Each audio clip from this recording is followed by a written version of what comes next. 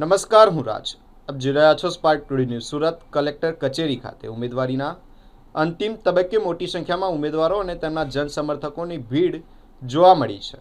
Form ભરવાની પ્રક્રિયા દરમિયાન કેટલાક ઉમેદવારોના ફોર્મ રિટર્ન થતાં નારાજગી પણ સામે આવી છે. સ્થળ પર તંગદિલીનો માહોલ સર્જાતા રાજકીય ગરમાવો વધ્યો છે. પરિસ્થિતિને કાબૂમાં રાખવા પોલીસ અને પ્રશાસન દ્વારા કડક વ્યવસ્થા ગોઠવવામાં આવી છે. સંજયભાઈ રામાનંદી, વોર્ડ નંબર 18માંથી હું આવું છું અને સણિયા હેમત ગામમાં માજી સરપંચ તરીકે મેં સેવા આપી છે. શું કહેશો, શું સમસ્યાઓ છે સણિયા હેમતમાં પાછા ઘણા સમયથી?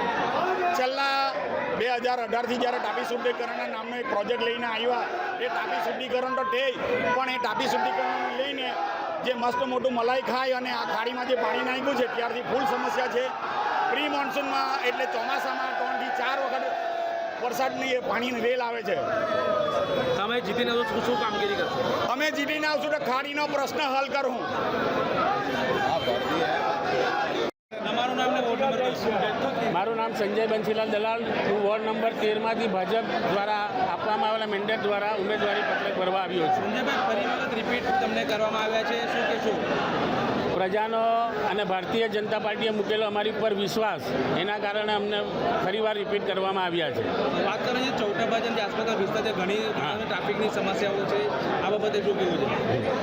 ચૌટા વિસ્તાર જેમ શહેર આખું વિકસિત થયું એમ ચૌટા બજારમાં પણ વિકસિત થયું. એને લઈને આપ જોઈ રહ્યા છો કે માર્ક્સ એમાં શહેરનું ડેવલપમેન્ટ થયું. એટલે સરકારનું જે આયોજન હતું, કોર્પોરેશનના જે નીતિ આયોજન હતું, એની કરતાં ઘણું ફાસ્ટ ડેવલપ થઈ ગયું. એના કારણે થોડી સમસ્યાઓ થઈ છે.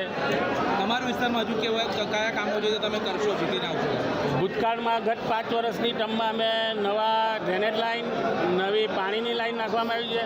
શહેરની દરેક ગલીઓ જે કોટ વિસ્તારની તેને સુસુંદર શોભિત સીસી રોડથી બનાવવામાં આવી છે.